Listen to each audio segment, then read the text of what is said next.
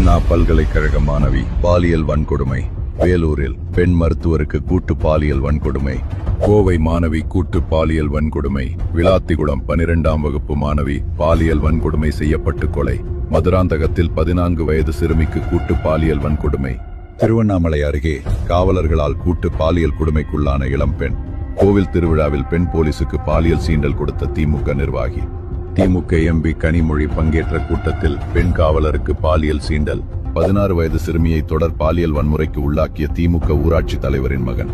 கஞ்சா போதையில் இளம் பெண்ணை கூட்டு பாலியல் வன்கொடுமை செய்த உதயநிதி ரசிகர் மன்ற நிர்வாகி. விருதாச்சலத்தில் 5 வயது சிறுமிக்கு பாலியல் தொல்லை கொடுத்த திமுக கவுன்சிலர்.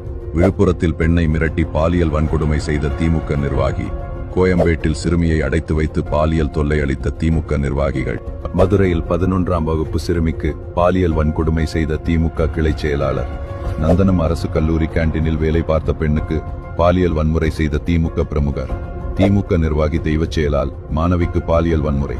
விமான பணிப்பெண்ணிடம் பாலியல் அத்துமீறலில் ஈடுபட்ட திமுக கவுன்சிலர். 2 வயது குழந்தையை பாலியல் வன்கொடுமை செஞ்ச திமுக நிர்வாகி.